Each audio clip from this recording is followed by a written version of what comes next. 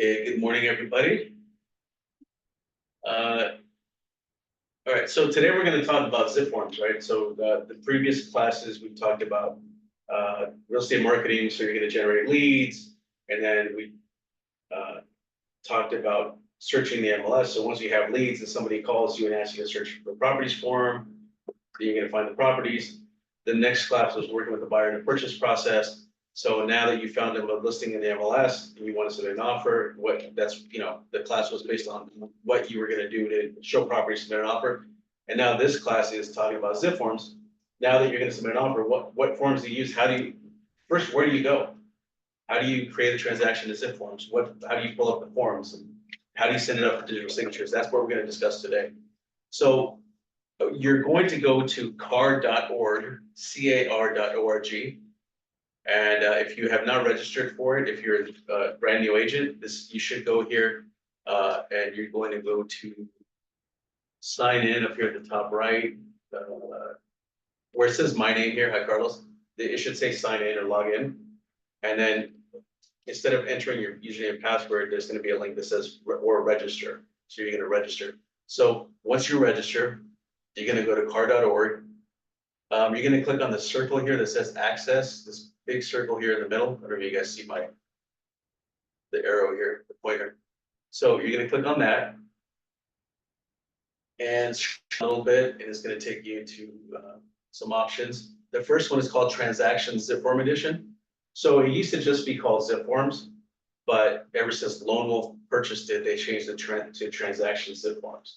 So everybody knows it as Zipforms, but it's Transactions Zipforms. And you're going to click on Access Now.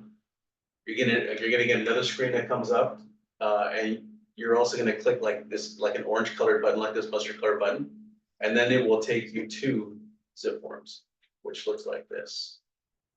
I'm already logged in here, so you guys can see that. So just to look around, a couple things that you should do at first is on the top right corner where you see my picture there, my face.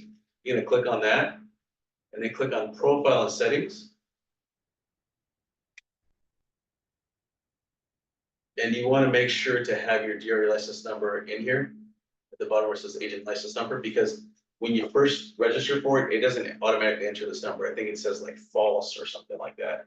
So you're going to replace it with your DRE license number, update your contact information. So when you signed up with the MLS or the board, you might have used a different Gmail address or whatever business address, email address. You want to update it to whatever your current one is. So for most of you, you've changed it to like more of a easier to use real estate name or vanity email address. And then maybe you got a new phone number for business, you want to enter that. Let's go to the top. Save that. You also want to go to settings up at the top here. Make sure that Authentisign is checked here. That's the digital signature platform that we're going to use. We're not going to use DocuSign. You can use DocuSign if you want to, but they charge you for that. Authentisign is included with Zipforms, with what you've already paid for. But DocuSign, I think they allow you like maybe 5 signatures a month. Anything beyond that, you get charged for, or you pay for. So you're just better off using Authentisign. And I think the rest of it is good. So click on Save if that's not already checked. Let's go back to the top here where it says Transactions. Oh, you know what? Before you do that, click on Offices. Make sure that it says Coldwell Banker Platinum Properties. If you're a new agent, it's probably going to say Coldwell Banker Platinum Prop. So just spell out properties.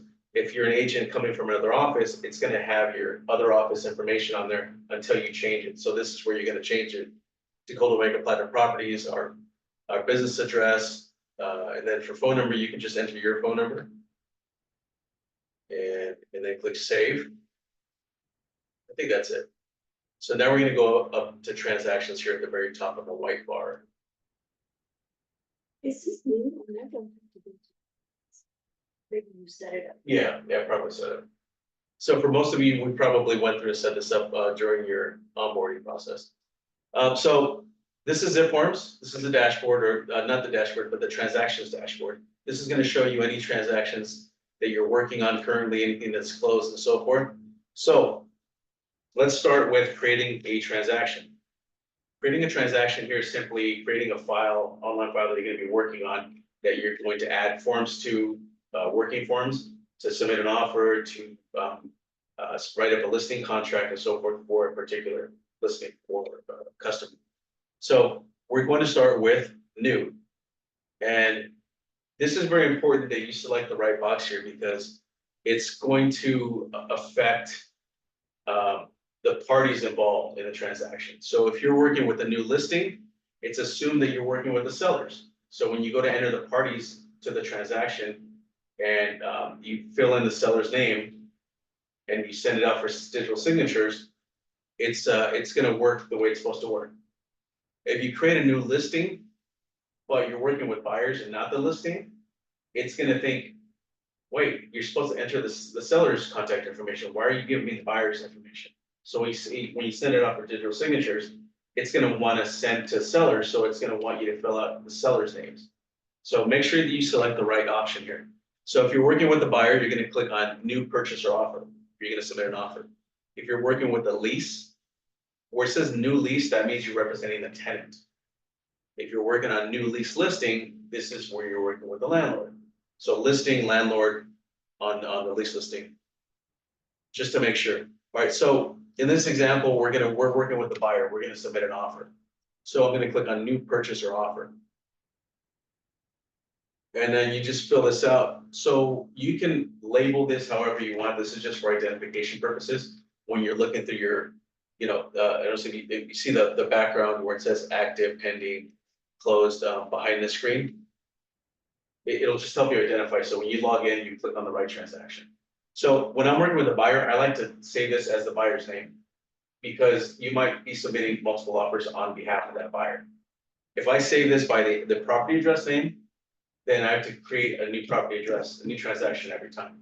But for me, I like to save this as, so we're gonna say this is gonna be Jim, I don't know, Tracy. And this is for residential. And there's a couple things that you can do.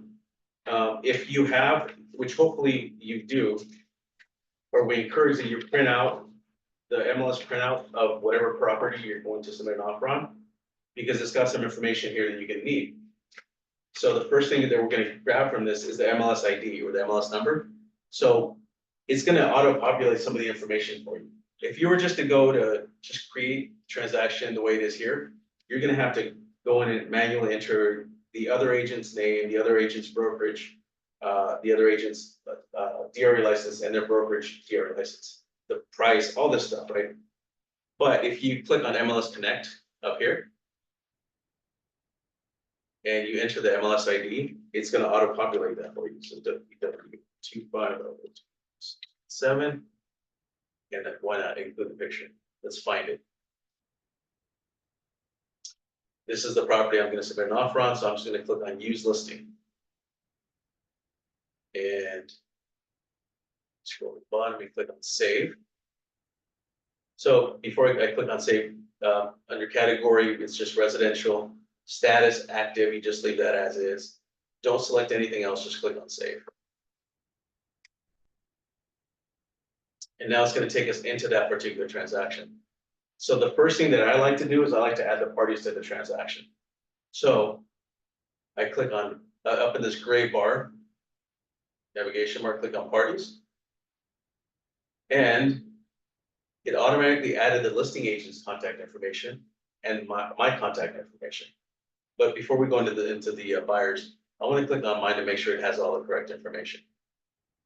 So it's got phone number, email, DRE license number, doesn't have that in there. So make sure you add that to it. Like that, that's just stupid. I don't even know what mine is. It should automatically add it here. 0154654. I think that's what it is. So then I'm going to click on Save. Wait, it doesn't have the office license number. 015161641. That one. And click Save. And if you click on the listing agent's contact information, because it populated and pulled it from the MLS, it's gonna have all that information already set. So we don't have to do anything there. So now I'm gonna enter my buyer's information. So I'm gonna click on buyer 1 on the left-hand side. And I said that my buyer is Jimmy, right? Jimmy Tracy. Is it Tracy? Is that what I said? I was thinking Dick Tracy.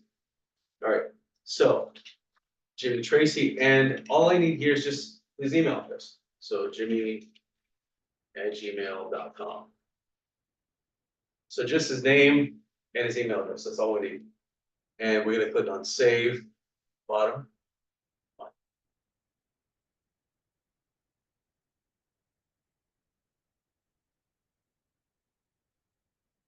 And if there was like a wife or someone's that's buying the property with Jimmy, then we're gonna click on buyer 2. And let's say Jimmy and his wife are both buying this together. So Jimmy and Elaine Tracy. This, that's totally different, that's the same. Okay, and then we need Elaine's email address. Okay.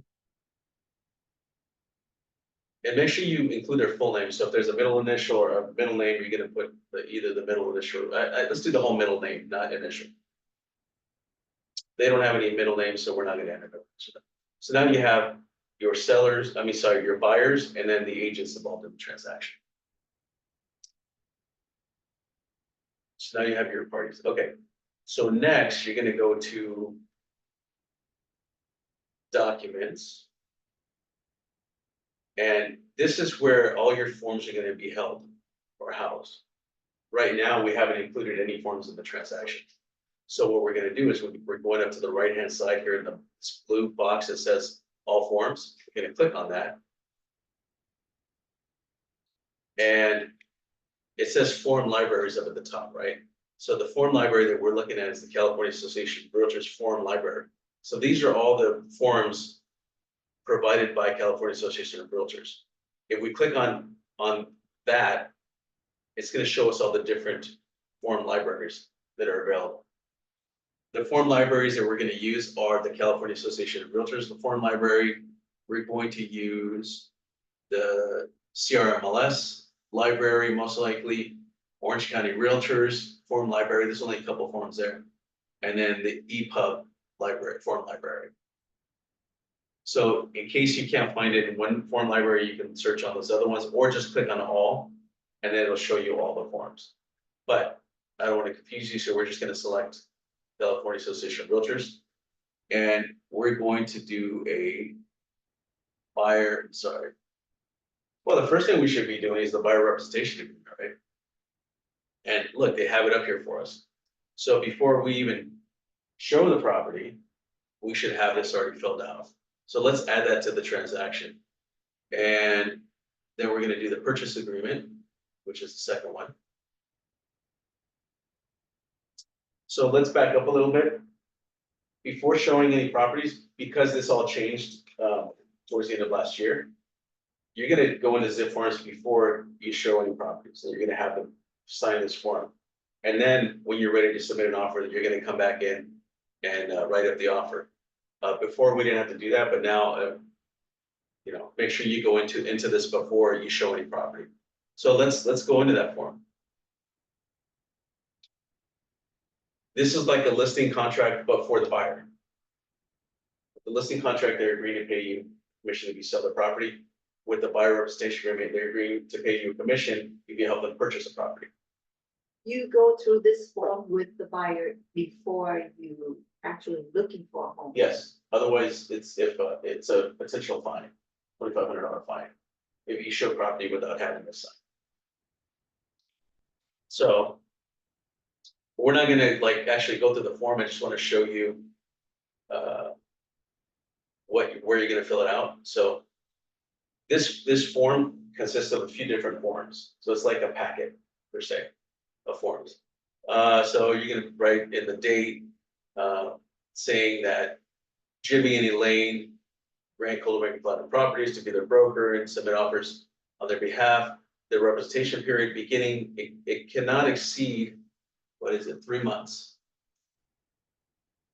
Yeah, so that changed since you were around. Before, you can set it to a year, 2 years, representation, whatever.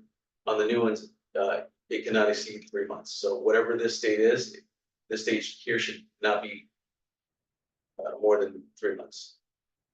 So let's just say 1, 2, say March 8th. January, February, March. No, that should be till April 8th, right? It's all January, all of April. February, all of March, so we're gonna go through April. Let's do April 8th.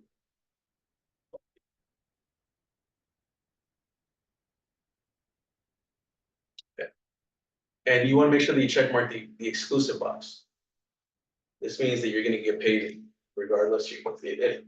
Within this time frame, if they were to go submit an offer and purchase the property through another agent, you're entitled to a commission. So make sure you check that box. And So they can't go to another agent after. they can go after April, yeah. And then here, location, you're gonna say just Orange County. You're searching Orange County, or if it's Orange County, LA County, Riverside County, whatever it is, then give you commas. I wouldn't do specific cities because they might change their mind, so just Orange County, that covers you. And then you scroll a little bit lower, the compensation amount, let's say you're gonna ask for, let's say 3%. Purchase price. Let's see. So we're not gonna go over filling out the whole form, but I just wanted to show you guys how you fill it out. It's a fillable form, right? So let's just save this and exit. We'll have other classes on filling out the forms themselves.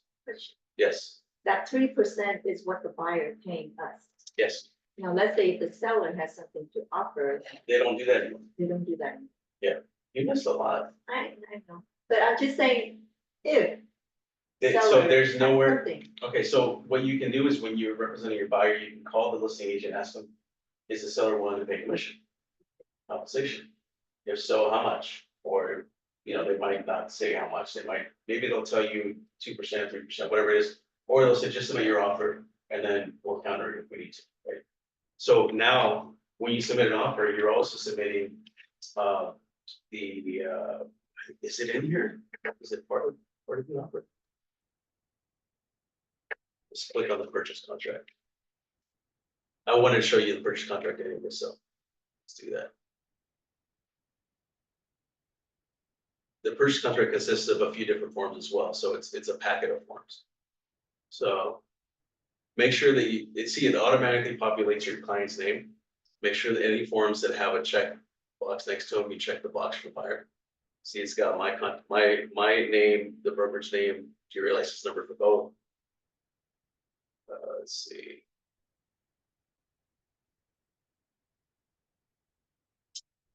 And then,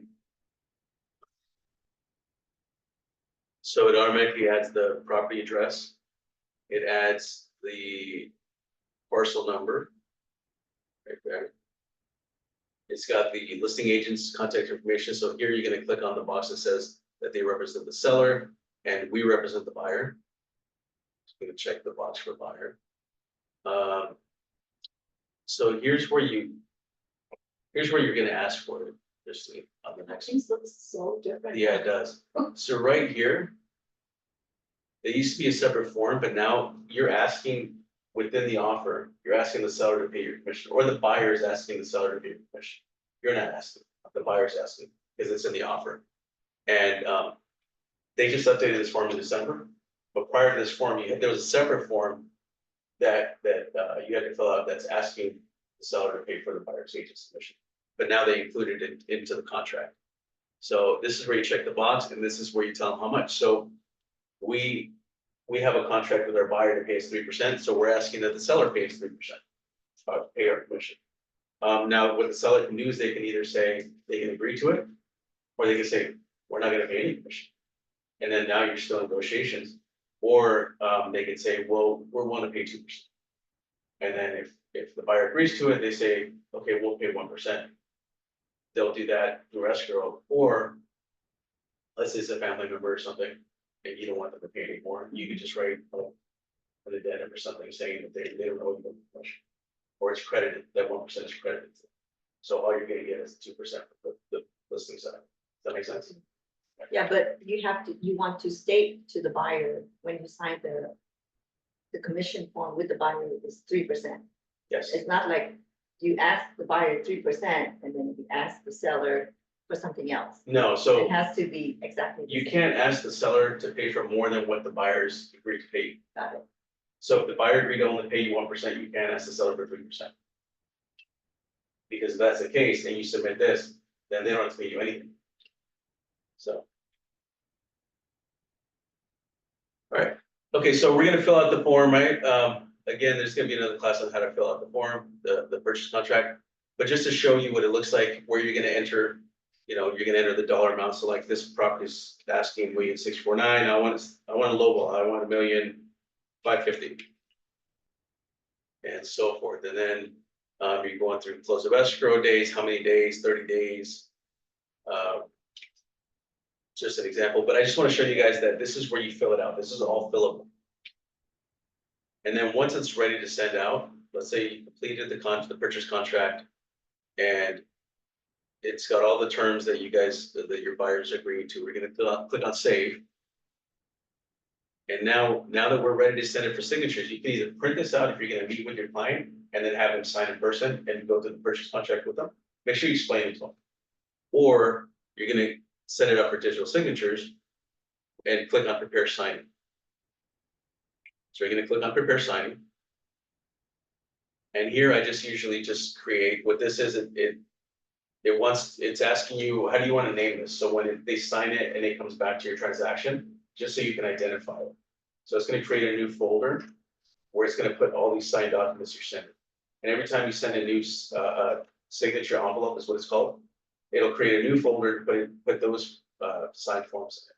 So like, I think it'll label it by date. So like if we send this out today, it'll say the California Residential Purchase Agreement signed 1/9/24/25. And then if you were to send something out tomorrow for signatures, it'll create another folder dated tomorrow and include only the forms that were signed tomorrow, right? So in this case, we're going to click on create. I don't want to change anything.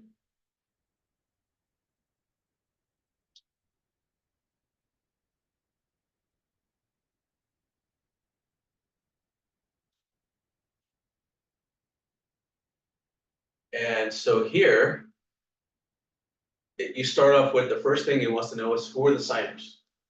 So what we're going to do is click on add participants. Because we already added the parties in our transaction and their email addresses, we're going to click add from transaction. It's going to show you the parties that you added to your transaction. So then you're going to click on Jiminy Lane and select. Now it's going to add their signature boxes anywhere their name is shown on the forms. So, for example, it knows that Jimmy's signature is there, so there's a signature block for him. So any blue boxes are for Jimmy to sign, any yellow boxes are for Elaine to sign. So before clicking on next at the top, make sure you go through every single page on here to ensure that there's a signature box where one is required. Sometimes the system will miss one or an initial box or something. You don't have the agent? Oh yeah, you're gonna add yourself. Yeah, you're gonna add, that's a good point. Sorry about that. Let's add yourself as well, because you're gonna have to sign this as well. So add yourself to the signers. Thank you, Kristen. So I'm supposed to sign that. And then, so now I'm gonna scroll down for each page to make sure that there's a signature box where it's required. We go to the next form, signature boxes, okay, they're there. Initial boxes are there, they're there. So almost every page is gonna have something in the purchase contract.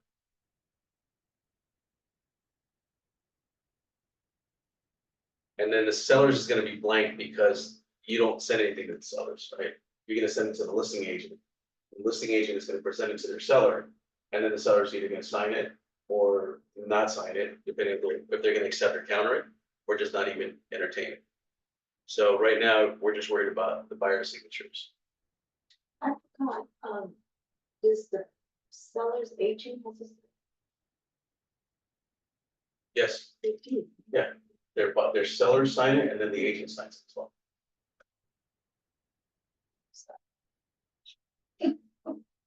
So we're gonna keep going. Let's see, I'm gonna reposition the boxer because I don't like where it's at. And you can do that, you can move the boxer up.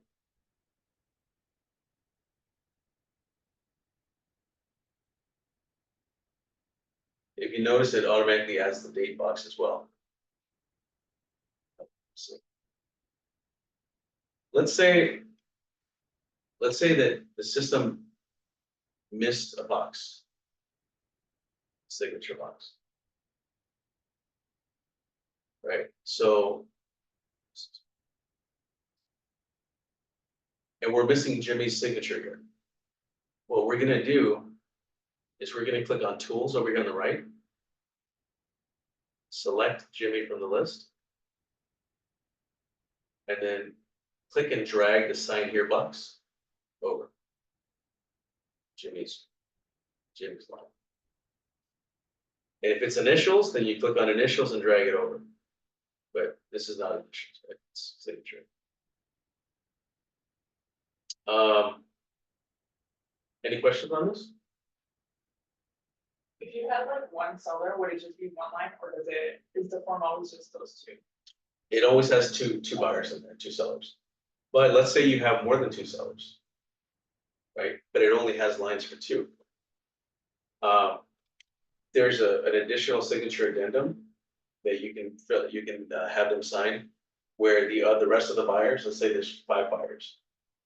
You can have the other 3 buyers sign that, saying that anything that these 2 sign, they agree to. That way they don't have to sign all these other forms. Or let's say that they're persistent, they're like, we want to sign everything. We don't want to give them the satisfaction. We want to say, there's people like that.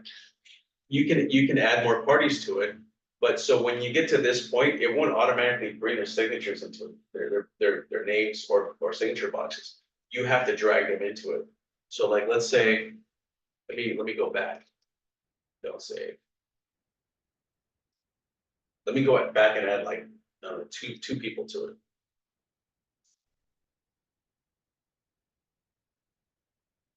So I'm gonna go back to parties. And I'm gonna add a buyer 3. And what's buyer 3's name? John. So he doesn't even give me a separate line for the last name. Let's see, John Tracy. John is John at gmail.com. Scroll down, save. And then buyer 4. So Susan.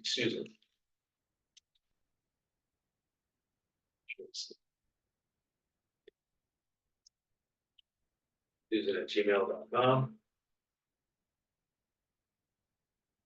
I'm going to save Susan. Let's go back to documents. This is where our forms are held. I'm going to click on the purchase agreement.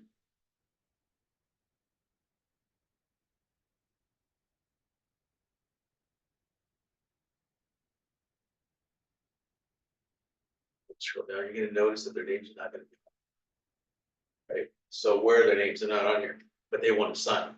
So what you would have to do is, you're not going to do it here, you're going to do it on the signature portion of it. So let's go to prepare signing.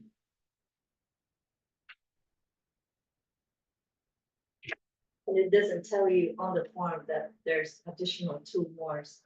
Yeah, but you know, because you had them, right? And you've been talking to them and been hearing all the big green going back and forth. And trust me, you're going to know this one too. So now we're going to add participants to the transaction. From the transaction, we want to add yourself as the agent. We want to add Elaine and Jimmy, and then John and Susan.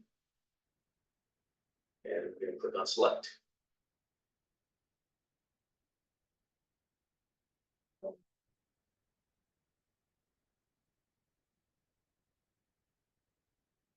These are fake people. I don't know how they opted out of it. So I'm just gonna close this. That's weird. Okay, so. If you notice here, it only has Jimmy and Elaine, but if we want to add John, we're gonna click on tools on the right side over here. And then select John's name. And then we're gonna add John's signature. Well, John's signature right there. And then we're also gonna click on his full name and drag it over there. Name shows up there. And then maybe at the bottom, we'll add Susan. So we're gonna click on Susan's name. Drag her sign here, signature box. And then drag her full name down here. So now all four signers are there. But you're gonna have to do this on every page where their signatures or initials required. So let's go.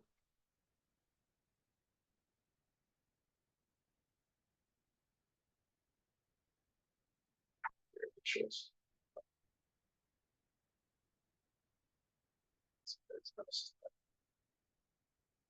All right, click on tools. Let's add Susan's initials here, And you have to add the initial also. everything, the initials and the signatures. Let's go On to John every page.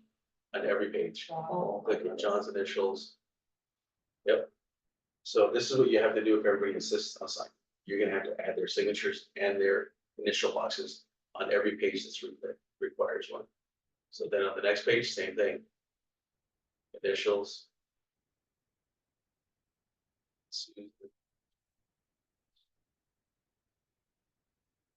Some people like to do one person at a time where they just click on John, they can go through every page and add it.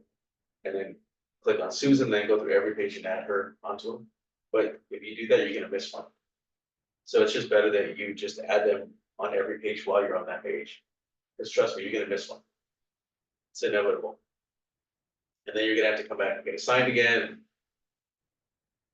Anyway, so this is how you add other signers, if there's more than 2 signers on this. Any questions? Okay, so we did form libraries, form editor. Form editor is where you actually fill out the forms, right? Parties to the transaction, we talked about that, and we talked about Authentisign. So once you're ready to sign, everybody's signature boxes are in there. We're gonna click on next. And then you're gonna click on send. And before well, I'm not gonna send it, but before we do that, let's click on signers. The way this is set up by default is everyone's gonna get an email right away to sign, to review and sign. But you can set it so that it sends in a particular order. So if I were to check this or flip the switch here, I could say, I want to get it first and then What I is want. the ideal order? Sometimes there'll be like the wife or the husband that says, I want to review it before my wife has to sign it, right? So send it to me first, so then that person will, if you set in that particular order, we'll make sure that all the terms that they agree to are actually on the form, on the contract. And then they'll say, okay, it's good to sign. Or else they'll say, you know what, no, we wanted this, not that, so change it, and then resend it. So otherwise, everybody's gonna sign it. With the other person reviewing it. So if on the listing side, if there's like a transfer disclosure statement or a seller property questionnaire where they have to answer questions, the first seller is going to have to answer all those questions before anybody signs. So I don't know if it'll allow the other parties to sign before that first person answers those questions. But whoever the first person is, the first signer, that's who's gonna be required to answer those questions, even though 4 people are getting it. So keep that in mind when you're working on the listing side. There's been times, where one person, like, depending on how it's set up, maybe maybe it's husband and wife. And it's just habit, you just put the husband and wife, right? Like, it's the order, it's not sexist, it's not a sexist thing, it's just whoever you're talking to at the time. That's who the main contact's gonna be. But then the wife is the one that has to answer the questions. So then the husband's set up as the first signer. So you're gonna have to switch that. where the wife is gonna be the first signer and the husband's gonna be the second signer, because she knows the answers to the questions. And he's just gonna like sign, agree to everything. So whoever is going to answer the questions, make sure that they're the first signer. Is it okay to ask them who will be the person? Well, it's Knows not, it's not even who knows more. You could say, I'm gonna be sending a couple of questionnaires about the property that you have to answer. Who would you like, Yeah. who's gonna actually be sitting there? So it's Sometimes okay they're to gonna ask sit them. together and it doesn't matter because they'll be sitting together, right? Or one of them just knows more about the property than the other one. And yeah, so you can ask them. Again, it's not a sexist thing. It's not like, women are smarter than men, so. Just kidding. Yeah, you guys can multitask. We're just dummies. Okay, any questions on this? But if you represent the buyer, you want, what's it? You want your buyer to be the last one to sign? You could be the last one to sign, it's up to you. It's not as critical unless somebody says that they want to review it first. But what you can do for them to review is send them a PDF of it. You can download a PDF and email it to them, say, hey, let me know if you have any changes before I send this out for signatures. Okay. And then that's one way of doing it. And if you want to do that, you're just gonna go back to, let's not say Yeah. this. When you're in the form editor, which is where you actually fill out the form. Thank you for these questions because I'm able to show you guys different things on this. I'm going. So when you click on the form, it takes you to the form editor. This is where you're gonna, change the information on there, the terms, whatever. So this is, let's say we fill out the form, added all the terms that were agreed to. We're gonna check the box here. On the right, you see where that box is? And then click the download button. And when you download it single, it's gonna download the PDF. And now it's in my downloads. And now I can attach the PDF and email it to my client. Yeah. So let me open that so you can see it. Now it's in PDF format, so they can't change it, they can't do anything to it, they can print it and read and sign it, whatever it is, but they can't make any changes or do anything. This is just, you're saying, look, just read through it, make sure everything's correct. So that's how you would do that. Also, let me go over this form editor a little bit more. So the form that we're working on here that opens up automatically is the form that you selected, which is this form up here up top, right? Now at the bottom of this section, you're gonna see that there's any other forms you have in the transaction under documents are gonna show up here. But on the top, it's only showing you what you're working on. So if I'm gonna be submitting this offer, this is all I'm working on right now. This is what I'm gonna send. But let's say, I don't know, there's whatever forms will be. Let's say there's an FHA addendum or something, right? So let's go to.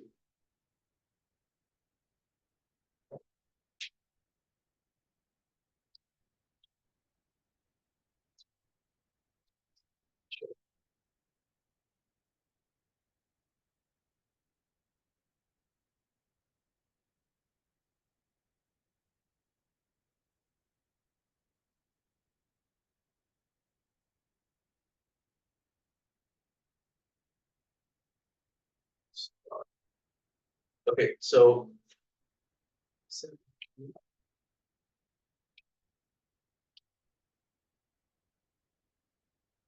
Oh, that's why. I have to select the right library, so, so FHA. So let's say this is an FHA loan that we're getting, the buyer's getting.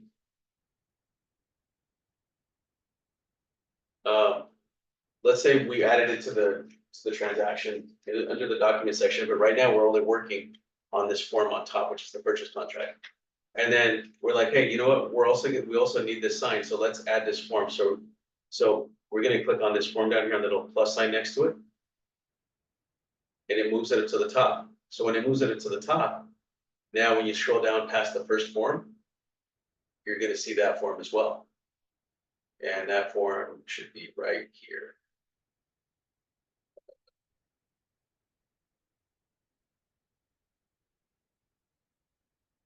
almost. There it is. Because you need these forms signed together. You're gonna work on it all together, and then when they're ready to sign, because they're both open right now, you're gonna click on prepare signing. And then it's gonna send both those forms together to sign. Instead of you sending the purchase contract for signatures, and then opening this up and then sending that for signature separately, you can send all of them together to get signed together, right? Yes, Within the residential purchase, there's many other forms besides. yes, the- so it's a packet. Yeah, it's a packet. What's any other form that need to be included but not within the? There's no other forms that need to be included, depending on like if it's an FHA loan, you're gonna include this. But when you click on the box in the purchase contract where it's an FHA loan, I think it automatically adds to the transaction. If So whatever's in the RPA is, it's all Yes. we need. If you select anything on the RPA that's added to this form, it's gonna automatically add it. When you check the box. Do you have like a checklist form? No, not for that, because most transactions are just gonna be the purchase contract. But you're gonna need the purchase contract, your pre-approval letter, your proof of funds, just like always. You're gonna use those three things to submit on. I think I may have confused with the lease agreement. The lease agreement, you have other forms outside of. Yeah. The agreement. So here, this is just to submit your offer, but once your offer gets accepted, then you're gonna have a whole other, which is next week's class, the transaction checklist. Whole checklist of forms that you're gonna have to get signed. So right now, we're talking about, we're working with the buyer. Once your offer is accepted, the seller's gonna send us the listing agent's gonna send us the seller's disclosures and a bunch of other forms that you're gonna need. Signed by the seller. Then what you have to do is you have to either meet with your client and go over them and have they sign in person, or you're gonna have to add the PDFs. Let's do that. Let's say you're gonna add, I'm glad that came up because we can add another document into Zipforms to have signed. So let me go back.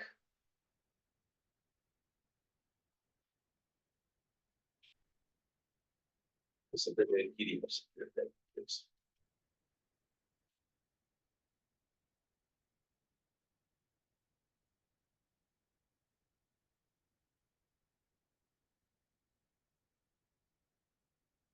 I'm just gonna create a PDF from the browser.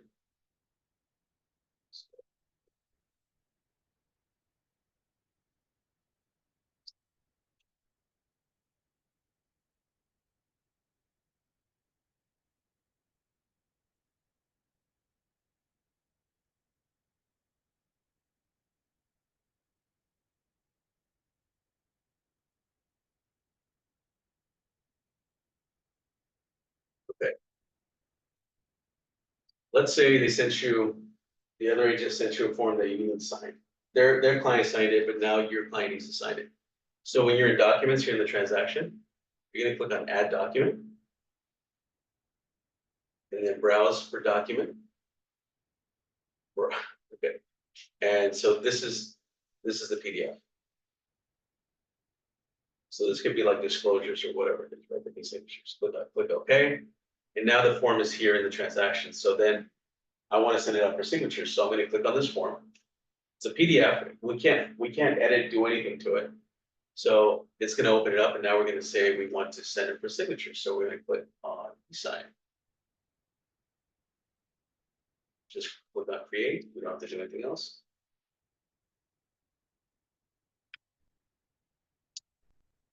And now we're in eSign. We're going to add participants like we need to do, right? Who's going to sign it? But let's just say it's just Jimmy and Elaine. Forget the other guys. They're not in the transaction anymore. It's just Jimmy and Elaine.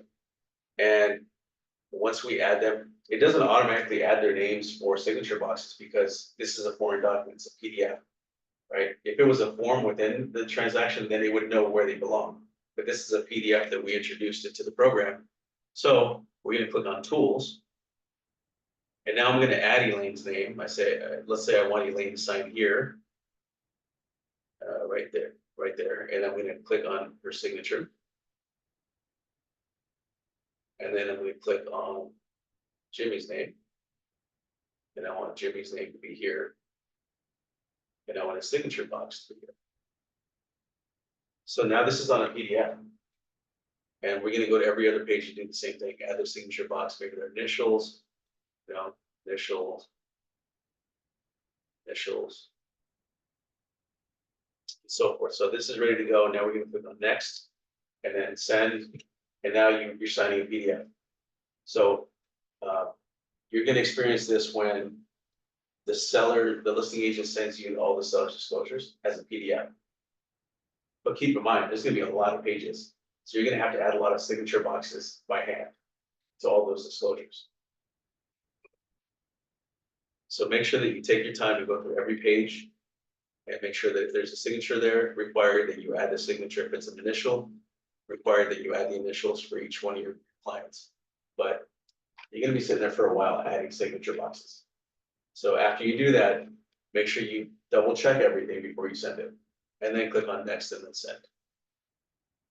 You click on next and then send. So it tells you when it expires. So it gives you up until, it gives you a month for them to sign it. I mean, you don't need a month. They don't need a month to sign it. I don't know why it does that, but you can change that. Doesn't really matter. You're gonna reach out to them and say, hey, check your email. I sent you some forms to sign. Review them. If you have any questions, give me a call. And that's it. So now let's go back to creating a transaction. Zipforms.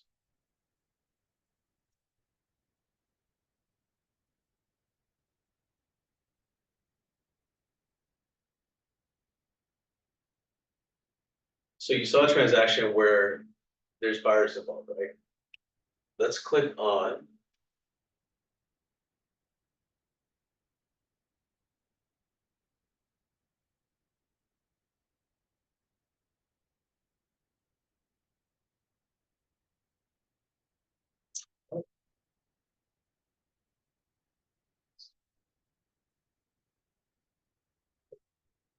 Yeah.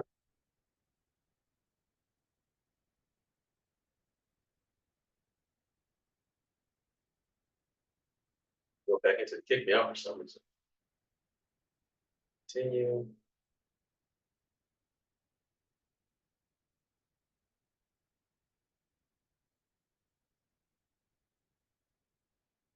So we're gonna click on new for new transaction.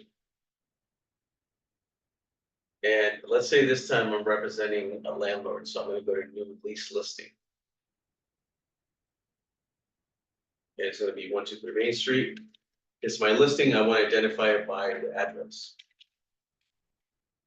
That's easier for me, so click on it's residential. Registry screening, not at this moment. I don't want to use set registry up now, so I'm gonna click on save. And when we go to parties, you guys notice it's not seller one, seller two anymore. Now it's landlord and tenant. And because I have the listing, I'm gonna click on landlord one and enter the landlord's contact name and contact information. That's why when I'm trying to be adamant about making sure that you select the right type of transaction. If it's a listing, if it's a transaction, let's see what are the options again. If it's a lease or if it's a lease listing. Yeah, so new listing, new purchase, So So- new listing is for seller, For you seller, represent the yep. seller. new purchase is for the Represent the buyer, new lease is for the tenant, tenant, new and lease then listing is for for the landlord. landlord, if you're representing. Because you want to make sure that the correct parties show up, for when you send this, the digital signatures out, it knows that which parties are the correct parties you're representing. Anybody at home have any questions?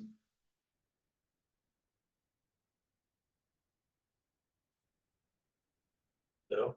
Okay, that must be pretty clear, I have a question. yeah, So let's say if I go to an open house and then the agent say, well, I already have enough offer. But go ahead and submit your offer and let's do in the next paragraph. How do I put together or spend an offer to focus? You still have to go through the whole step. I would have all the forms already ready to go. You're working with a buyer, you already have the representation agreement set up on it. So you already created a transaction, right? Because you can't show property without it. So make sure you also add the purchase contract. And then you fill out whatever the like specific things, like, your buyer's name. Your jury license number, all that stuff. It's gonna be 30 days escrow. The only thing you don't know is the price, you don't know the address, you know the other agents. So leave it so that there's just certain things that they're left to fill out. And then so like even the time frame, the 17-day continuous period, maybe they're okay with 10 days, so make sure that those are all checked. And then who's responsible for paying for what?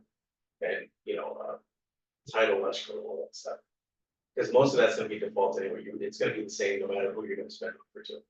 The things that are gonna change is the offer, the purchase price, the deposit, the loan amount, that's gonna change, who the listing agent and their brokerage is. There's certain things that are gonna change, so fill out as much as you can generically, so that way, if you're talking about like, you wanna just, go in there, so that way it'll be a little faster the next time you go in. Does that make sense? Yeah. So before you go see the house with your buyer, make sure you get all these things. Once I fill out the representation agreement, I'm gonna go into the purchase contract and start filling out as much as I can generically. So that when I'm ready to submit an offer, I can just fill out whatever's missing. Right. So if you're talking about submitting as fast as possible, that's the only thing I can think of. Okay, I think we're done. Let's see if there's anything else I can think of here. You can create templates if you want to use templates. Templates are going to be used more like if you're working with a seller, or if you're working like with a landlord. And you can create a template so let me show you guys. When you go into the transaction that we created, let's say this one, and you're representing the landlord. First thing you're going to have is the lease listing. So let's do lease. Let's see, lease. Type in lease. And we say lease listing agreement. That's the first thing you're going to have. But you're also going to add like the lease agreement, the LRM, the CM. Like there's going to be certain forms you're going to add to it, right? Once you accept someone, and you have to go through and select them individually. When you create a template, you can create a template where all those forms are automatically saved and named in a specific template. And you just click add from template and it's going to add all those forms in one shot. So for example, let me click on templates, forms and checklists. So I have one with seller disclosures. And under seller disclosures, this is for an example, right? There's 3 forms in here. So if I were to go back to my transaction, let's say I'm working with the seller here. Go to documents. And I click on apply templates right here. Apply template. I can select this, apply, and now it just adds those forms to it. Instead of me having to go through and add them individually, like, oh, let's look for what it was, the TDS. And then I look at TDS and I add it. Oh, let me look for the SPQ. Oh, there it is, and then I add it. Like, that wastes a lot of time. If you save a template with all the forms that are required, if you're representing a seller or landlord, you just apply them. And then when you're ready to use them, then you just fill them out. Can you show me how to create it? Yeah, so you're gonna go to templates, forms and checklists, and you're gonna click on new. Okay. And then let's say it's for Oh, so it has different templates for different. well, it doesn't have different templates. You're gonna So what create a it's template. for? Yeah. So similar, if you're working with a buyer, then you're gonna upload, Okay. whatever. But let's say for a new lease listing. It's residential, this one I'm gonna name it lease lease listing. And you can set it to automatically, when you create a new lease listing, it automatically adds all those things, it saves you even more time. Or you could just set it to, don't automatically add them, I'm gonna add it if I want to. So I'm gonna leave it like this, don't add it, I'll add it myself. So now, it's kind of like, it takes you into like a transaction, a document section. You're gonna add, so we definitely want the lease listing agreement.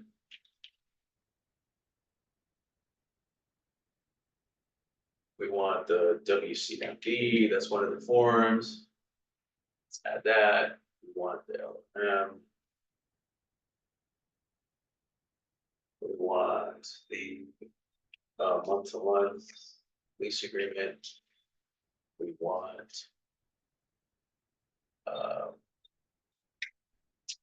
the WHSD water heater. Let's say these are all the forms we want, right? Whatever, am I missing something? Probably missing something, but let's just say that's it. Then it just saves all these. So now this is a template. I don't think there's a save button. So now let's go back to my transactions and I'm going to click on my lease listing, the one I created. And I'm going to go to documents. And let me remove these ones that I added that don't go here because this is for a list, at least for a regular listing. Okay. I'm in my listing, my lease listing. I'm going to click on apply template. And then click on lease listing. And apply. And it just adds all those ones. And it saves me so much time for having to do that every time. That's pretty cool, right? Yeah. Cool. Okay, so I guess that's it for today. Next week, we're going to talk about the transaction checklist and what forms are required for the transaction and who's responsible for providing those forms. So when you're new to real estate and you have your first transaction, you have a checklist of forms that are required to close the transaction for you to get paid, right? For it to be considered closed. And when you first look at that list, the checklist, you're like, oh my God, this is a lot of forms. When do I get these? Who do I get them from? Like what? You don't know. It's just overwhelming.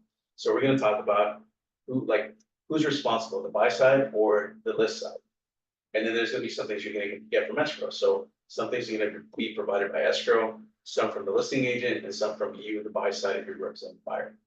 And it just makes it so much easier. So when you're going through your checklist during the transaction and you notice you're missing something, you'll know who is responsible for that. So let's say, oh, the earnest money deposit receipt, oh, I get that from escrow. Let me reach out to escrow. Hey, can you send me that? Or the seller property questionnaire. Oh, that's something I get from the listing agent.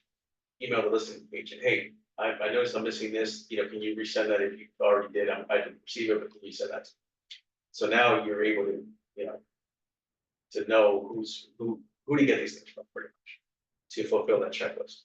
So we're going to talk about that next week. Will you go over slicing? Yeah, When do you create it? I'll touch on that next week as well. All right, so I'll see you guys next week. Don't forget, next Tuesday, we have the guest speaker that's going to be doing our Tuesday meeting at Prego. 9:30 arrival time, we're gonna have coffee and pastries, I believe. And then she begins at 10 o'clock to 11. And then she's gonna do a book signing after that, and then we're gonna have lunch there. So you guys get breakfast and lunch. How much? Yes, What about the, there are so. well, she's gonna have some available for sale, but also Richard is going to give some away at the meeting, so he's gonna wrap us more. Yeah. So that's pretty cool. All right, I'll see you guys next week. Thank you, Carlos. Thank you.